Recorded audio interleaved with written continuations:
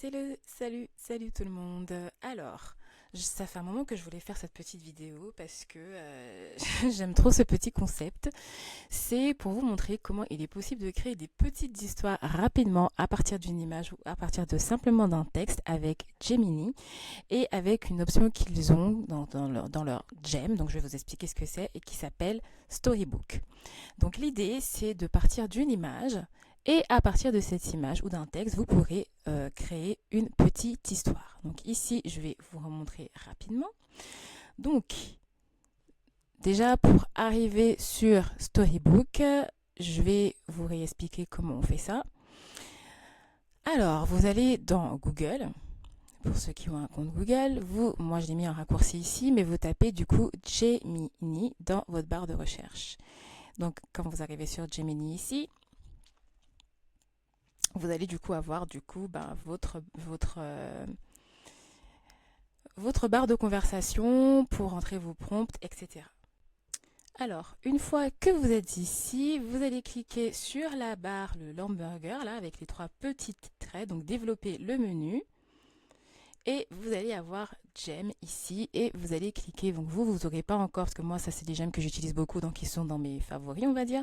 Mais vous allez cliquer sur découvrir les gemmes. Quand vous cliquez dessus, ici, vous allez cliquer sur afficher plus là-haut. Et ici, vous avez toutes les options que vous pouvez faire, toutes les choses que vous pouvez faire avec, j'allais dire Canva, avec Gemini pour vous aider dans vos projets et tout ça en lien avec l'intelligence artificielle, bien sûr. Donc là, on va cliquer sur Storybook, donc c'est expérimental, mais c'est hyper bien fait, je trouve. Donc quand ce sera vraiment finalisé, ce sera vraiment tip top. Donc vous cliquez dessus.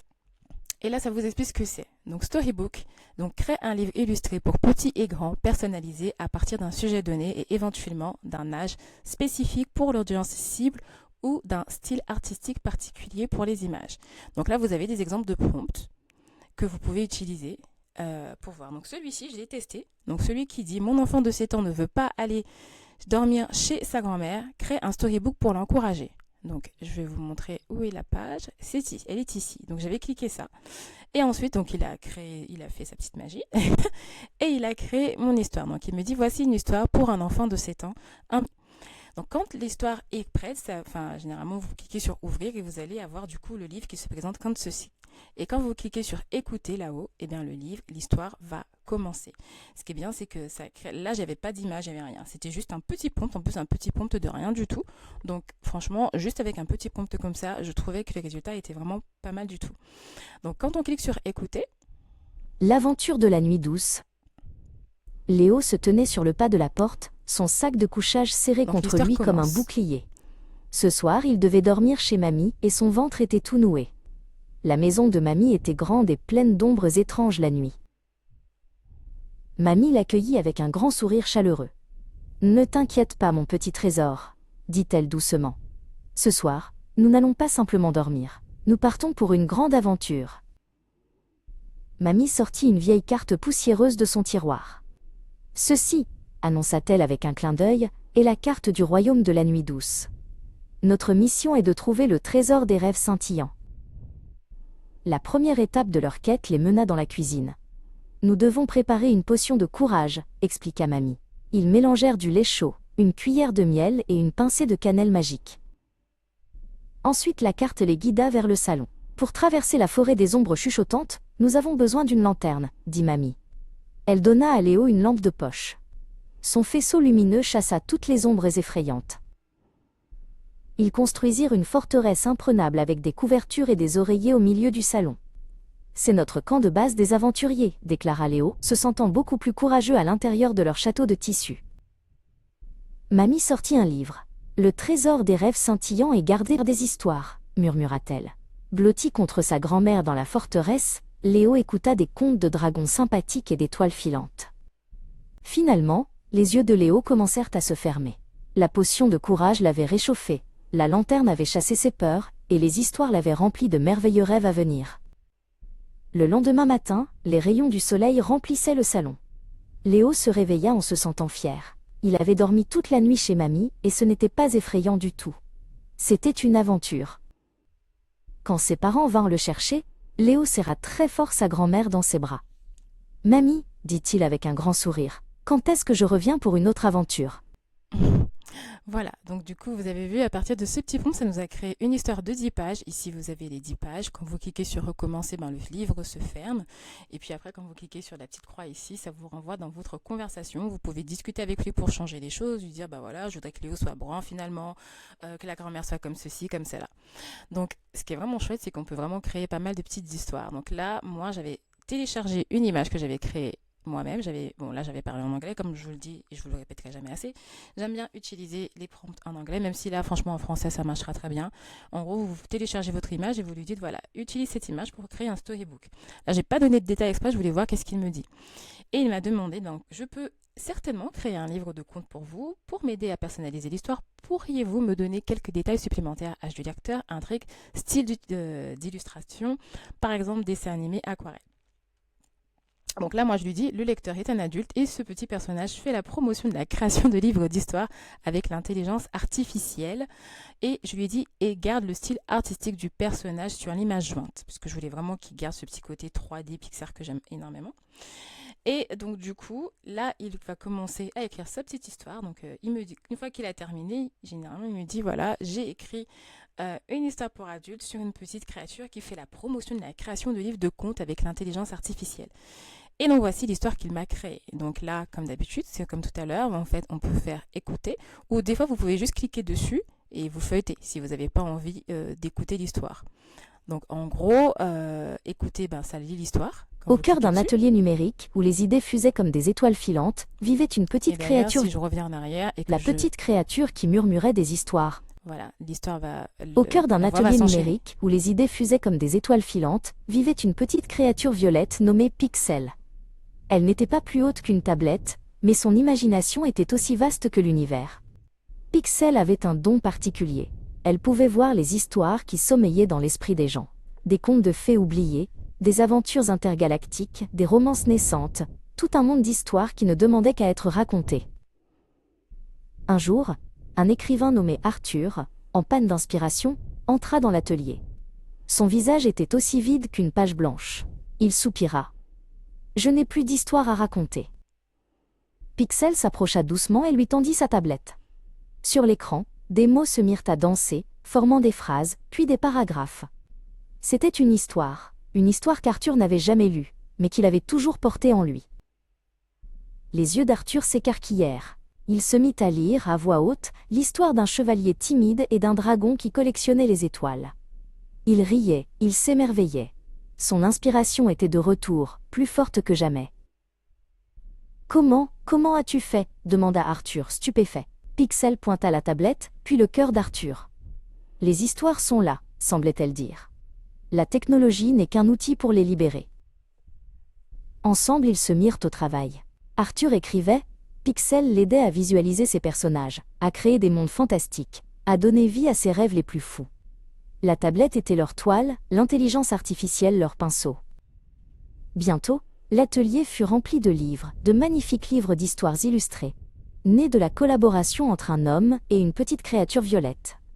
Des histoires pour tous les âges, pour tous les goûts. La nouvelle se répandit. Des gens du monde entier vinrent voir Pixel, non pas pour qu'elle écrive leurs histoires à leur place, mais pour qu'elle les aide à trouver la clé de leur propre imagination. Et c'est ainsi que Pixel, la petite créature qui murmurait des histoires, rappela au monde que la plus belle des technologies est celle qui nous connecte à notre propre créativité, à notre propre humanité. Voilà. Donc, franchement, là, j'ai trouvé la petite histoire vraiment trop mignonne. Et puis, mon petit personnage, bon, ça le dénature un peu, c'est très rare qu'il arrive à le garder exactement comme on veut. Comme vous l'avez vu, c'est expérimental. Donc, là, dans l'idée, voilà, vous pouvez utiliser partir d'une image, soit vous partez d'un texte, comme on l'a vu ici, soit vous partez d'une image comme moi je l'ai fait ici et je lui ai dit d'utiliser l'image pour créer un storybook et après j'ai répondu aux questions qu'il m'a posées. Et là, vous pouvez, si vous voulez un truc peut-être plus travaillé, essayer de faire quelque chose avec, du coup, aidez-vous de ChatGPT. Si vous ne savez pas quoi écrire, si vous voulez quelque chose de plus élaboré, mais que vous vous dites, oh mince, franchement, là, j'aimerais bien, voilà, qu'il me crée quelque chose, mais de plus créer quelque chose, mais de plus travailler. Et je ne veux pas juste donner mon petit prompt à 3 lignes. Donc là, moi, ce que j'ai fait, c'est que je suis partie dans ChatGPT et j'ai téléchargé mon image. Je lui ai demandé, alors, s'il y a des fautes, vous inquiétez pas, parce que j'ai fait la vocale. Moi, j'utilise beaucoup l'option vocale avec ChatGPT. Je lui ai dit, est-ce que tu peux me donner un prompt à donner à Gemini pour qu'il puisse m'aider à créer un storybook à partir de cette image. Donc je te donne vite fait le contexte quand même. J'aimerais que ce soit un train express, un peu comme inspiré du Pôle Express en fait, mais qui passe déposer des cadeaux rapidement aux enfants avant Noël, avant le 25 décembre. L'intrigue c'est ça, c'est qu'il y a eu une petite péripétie qui fait qu'il arrive à trouver le moyen d'apporter les cadeaux à tous les enfants avant que Noël sonne.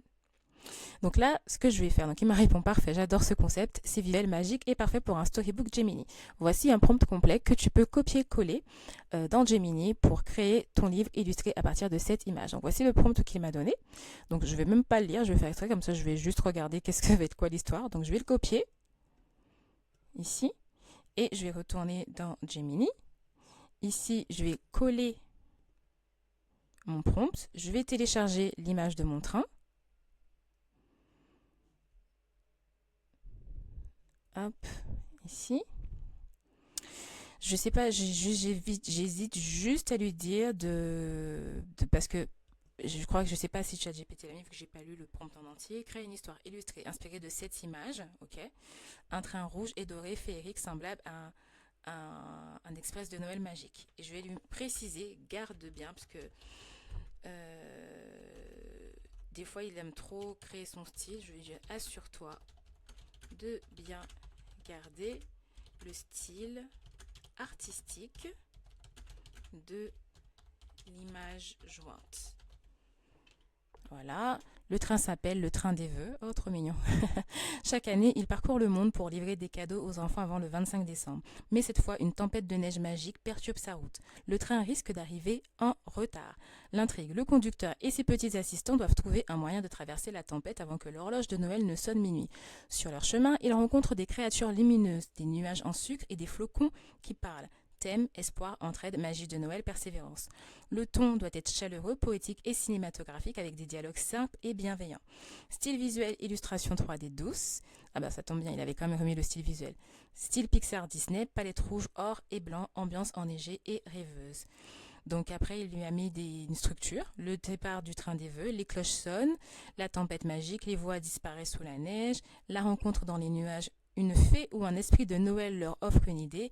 La course contre le temps, ils traversent les cieux étoilés.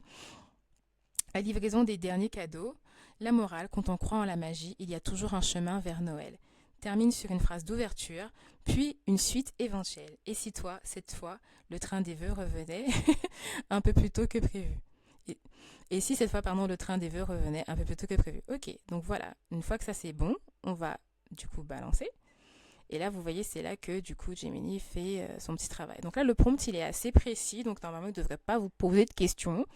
Quand le prompt n'est pas précis, ou que la demande est vraiment juste trop vague, voilà, là, il me crée directement mon histoire. Donc, création du storybook, comme vous pouvez le voir ici.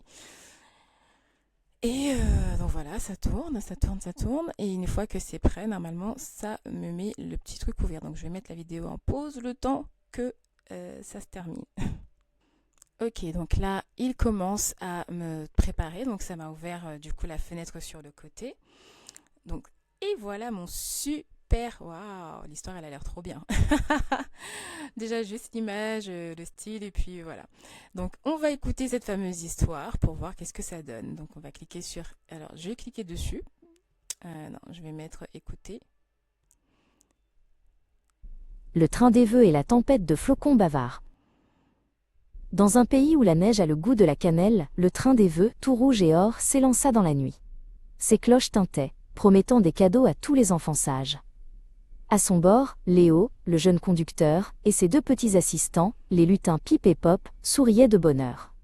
La grande horloge de la gare venait de sonner le début de leur merveilleux voyage. Le train glissait sur des rails d'argent, traversant des forêts endormies et des villages scintillants. Pip et Pop, du haut de leur petit tabouret, aidaient Léo à garder le cap. Plus que quelques heures avant que la magie de Noël n'opère, s'écria Pip, en polissant une étoile dorée sur le tableau de bord. Mais soudain, le ciel se voila d'un blanc étincelant. Une tempête de neige magique, comme on n'en avait jamais vu, se leva. Les flocons, gros comme des plumes, se mirent à danser et à chuchoter entre eux. « Oh non » dit Pop en voyant les rails disparaître sous une épaisse couche de neige scintillante. Le moteur du train se mit à tousser. Le train ralentit, puis s'arrêta au milieu d'un silence ouaté. Les flocons bavards tourbillonnaient autour d'eux, leur voix formant une douce mélodie. « Nous sommes perdus » murmura Léo. « Comment allons-nous livrer les cadeaux à temps ?» C'est alors qu'une lumière douce apparut au-dessus d'eux. C'était une fée des neiges, vêtue d'une robe tissée de givre. « N'ayez pas peur » dit-elle d'une voix cristalline. « Parfois, le chemin le plus rapide n'est pas celui que l'on croit. » Elle leur montra les nuages qui ressemblaient à de la barbe à papa. « Suivez les étoiles filantes, elles vous guideront. » Léo, Pip et Pop se regardèrent, les yeux brillants d'espoir. « Les nuages » s'exclama Léo. « Bien sûr, nous allons voler. » Avec l'aide de la fée, ils ajustèrent les leviers magiques du train. Le moteur se remit à ronronner, plus fort qu'avant. Le train des vœux s'éleva doucement dans les airs, quittant les rails enneigés pour un chemin d'étoiles.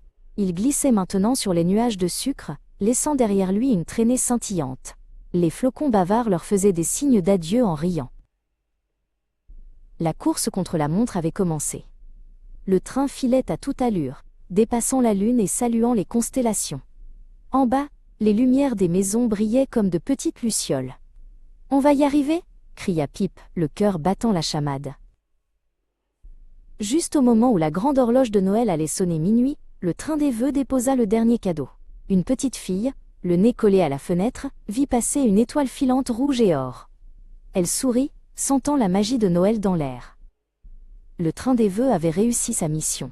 Léo, Pip et Pop, fatigués mais heureux, regardèrent le soleil se lever sur un monde paisible et enneigé. « Quand on croit en la magie, dit doucement Léo, il y a toujours un chemin vers Noël. » Et si, cette fois, le train des vœux revenait un peu plus tôt que prévu? Et voilà pour notre petite histoire inspirée du fameux train. Donc, ce qui est chouette, c'est que du coup, ça vous crée en littéralement à peine 10 minutes une petite histoire que vous pouvez utiliser, du coup, comme vous avez le texte et les images. Le seul problème, c'est que pour l'instant, comme c'est en expérimentation, on ne peut pas télécharger ni... Alors moi, j'ai trouvé, comme d'habitude, des techniques pour gruger, mais on ne peut pas télécharger... voilà, pour l'instant, vous ne pouvez pas télécharger le book en fait, le storybook. Par contre, vous pouvez faire des captures d'écran. Donc, vous pouvez vous amuser à faire des captures d'écran, des images, vous copiez le texte et vous pouvez utiliser Canva pour créer votre petite histoire. Donc, ça vous fait un nouveau type de, entre guillemets, papeterie personnalisée. Maintenant, vous comprenez pourquoi j'aime pas trop ce terme papeterie personnalisée parce que toutes les idées que j'ai, je me trouve que c'est toujours des choses qu'on peut utiliser dans le cadre justement de kits, de packs de fêtes qu'on fait. Parce que, imaginons, vous faites un anniversaire pour des enfants, vous pouvez créer une histoire sur un enfant et du coup, créer un petit design dans Canva. Au lieu, ceux qui ont fait ma formation, par exemple, prendre la base du template cahier de coloriage et à la place des pages de coloriage, vous mettez les pages du livre en fait. Et ensuite, vous imprimez, vous faites ça en petit livret. Vous pouvez les mettre dans un petit emballage, dans un petit truc et boum, dans le petit sac cadeau et ça fait un petit cadeau supplémentaire pour les invités. Enfin voilà. Donc ça, c'est quelque chose que je vais un peu plus développer bien sûr avec les membres de Luna Studio. Je vais vous montrer comment vous pouvez réutiliser justement les images et le texte généré à partir de Gemini dans Storybook pour que vous puissiez créer du coup des petites histoires que vous pourrez réutiliser pour vous, comme d'habitude, en perso, ou pour celles qui décident de faire qui sont dans le côté plutôt entrepreneurial et vente, pour pouvoir les revendre, vendre des petites histoires à l'effigie de personnes, d'enfants ou autres que vous avez dans vos clients ou vos contacts. Voilà, sur ce, j'espère que cette vidéo, vous l'avez trouvée intéressante, qu'elle va vous aider. Si vous arrivez à faire des petites stories, n'hésitez pas à les partager dans la communauté Luna University comme d'habitude. En attendant, je vous prie de me laisser un petit like et de vous abonner si ce n'est pas encore fait. Et puis, je vous dis à très vite dans une nouvelle vidéo. Bye!